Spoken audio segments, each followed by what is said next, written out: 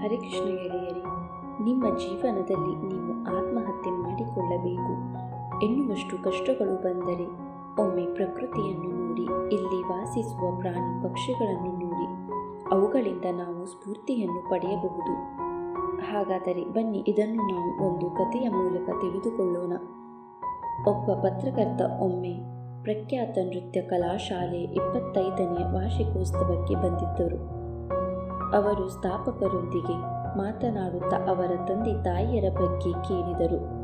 ಅವರು ತಮ್ಮ ಹೆತ್ತ ತಂದೆ ತಾಯಿಯ ಬಗ್ಗೆ ಹೇಳಿ, ನಂತರ ನನ್ನ ಪುನರ್ಜನ್ಮದಾತರು ನನ್ನ 2 ಮಕ್ಕಳು ಎಂದಾಗ ಉತ್ತರವನ್ನು ವಿವರಿಸಲು ಕೇಳಲಾಯಿತು. ಅವರು ಬಾಲ ಕಲಾವಿದೆ. ತಾರುಣ್ಯ ತಲುಪುವ ಹೊತ್ತಿಗೆ ಸಾಕಷ್ಟು ಹೆಸರನ್ನು ಹಣವನ್ನು ಸಂಪಾದಿಸಿದ್ದರು. ಮದುವೆಯಾಯಿತು. 2 ಮಕ್ಕಳಿದ್ದರು. ಒಬ್ಬ 3 ವರ್ಷದವ, ಮತ್ತೊಬ್ಬ 5 ವರ್ಷದವ. ಅವರ ಹಣಕಾಸಿನ ವ್ಯವಹಾರವನ್ನೆಲ್ಲ ಅವರ ಪತಿಯೇ ನೋಡಿಕೊಳ್ಳುತ್ತಿದ್ದರು. ಎಲ್ಲ ಚೆನ್ನಾಗಿತ್ತು. ಬಹುಶಃ ಸಂತೃಪ್ತಿ ಜೀವನದ ಪರಿಣಾಮವಾಗಿ ಇವರ ತೂಕ ಹೆಚ್ಚಾಗತೊಡಗಿತು. ಹಾಡುವವರಿಗೆ ಕಂಠ, ಕುಣಿಯುವವರಿಗೆ ಸೊಂಟ ಚೆನ್ನಾಗಿರಬೇಕಲ್ಲವೇ? ಹಾಗಾಗಿ ಇವರು ದಪ್ಪವಾಗುತ್ತಿದ್ದಂತೆ ನೃತ್ಯ ಕಾರ್ಯಕ್ರಮಗಳಿಗೆ ಬೇಡಿಕೆ ಕಡಿಮೆಯಾಯಿತು, ಆದಾಯ ಕಡಿಮೆಯಾಯಿತು. ಹಿಂದೆ ಗಳಿಸಿದ್ದಿದ್ದೇ ಎಲ್ಲ ಎಂದುಕೊಳ್ಳುವಷ್ಟರಲ್ಲಿ ಪತಿ ನಾಪತ್ತೆಯಾದರು. ಆಗ ಅವರಿಗೆ ವಾಸ್ತವದ ಅರಿವಾಯಿತು. ಗಳಿಸಿದ್ದೇನು ಉಳಿಸಿರಲಿಲ್ಲ. ವಾಸವಿದ್ದ ಮನೆಯು ಮಾರಾಟಕ್ಕೆ ಬಂದಿತು. ಸಾಕಷ್ಟು ಸಾಲ ಮಾಡಿದ್ದ ಪರಾರಿಯಾದ. ಸಾಲಗಳನ್ನು ತೀರಿಸುವ ಮತ್ತು ಮಕ್ಕಳನ್ನು ಬೆಳೆಸುವ ಜವಾಬ್ದಾರಿ ಅವರ ಮೇಲೆ ಬಿದ್ದಿತ್ತು. ನೃತ್ಯ ವೃತ್ತಿಯಿಂದ ಸಂಪಾದನೆ ಶೂನ್ಯವಾಗಿತ್ತು. ಆರೋಗ್ಯವು ಹದಗೆಡುತ್ತಿತ್ತು. ಆಕಾಶವೇ ಕಳಚಿ ತಲೆಯ ಮೇಲೆ ಬಿದ್ದಂತಾದ ಅವರಿಗೆ ತೋರಿದ್ದು ಒಂದೇ ದಾರಿ, ಅದು ಆತ್ಮಹತ್ಯೆಯ ದಾರಿ. ಒಂದು ಮಧ್ಯರಾತ್ರಿ 2 ಮಕ್ಕಳನ್ನು ಕರೆದುಕೊಂಡು ಮನೆಯ ಬಳಿ ಇದ್ದ ರೈಲು ಹಳಿಗಳ ಬಳಿ ಹೋದರು. ಮಕ್ಕಳನ್ನು ತಮ್ಮ ಶಾಲಿನಿಂದ ಕಟ್ಟಿಕೊಂಡು ಹಳಿಯ ಮೇಲೆ ಮಲಗಿದರು.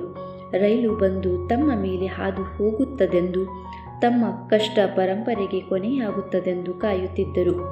ಮುಗ್ಧ ಮಕ್ಕಳು ಇದಾವುದರ ಪರಿವೇ ಇಲ್ಲದೆ ತಾಯಿಯನ್ನು ತಬ್ಬಿ ಮಲಗಿದ್ದರು.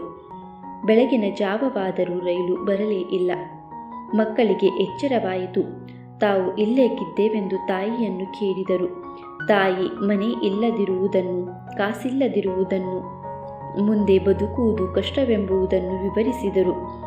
ಮಕ್ಕಳು ಮೌನವಾಗಿ ಎಲ್ಲವನ್ನು ಕೇಳಿದರು. ಚಿಕ್ಕ ಮಗು ಮಾತ್ರ ನನಗೆ ಹೆದರಿಕೆಯಾಗುತ್ತಮ್ಮ ಎಂದು ಅಳತೊಡಗಿದ. ದೊಡ್ಡ ಮಗ ಸುಮ್ಮನಿದ್ದ. ಅಷ್ಟರಲ್ಲಿ ಬೆಳಕಾಗುತ್ತಾ ಬಂದಿತ್ತು.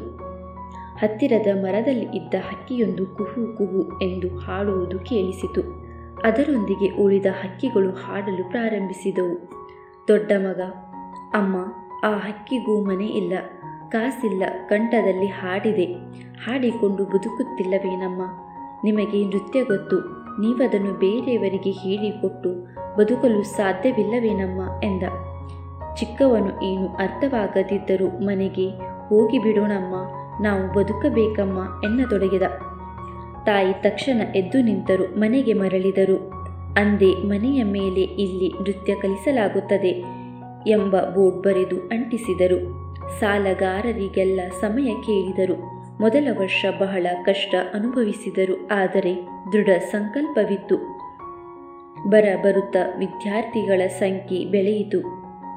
ನನ್ನ ಪೂರ್ವ ಜನ್ಮದಾತರು ನನ್ನ ಮಕ್ಕಳು ಎಂಬ ಮಾತು ಎಷ್ಟು ಸತ್ಯವಲ್ಲವೇ?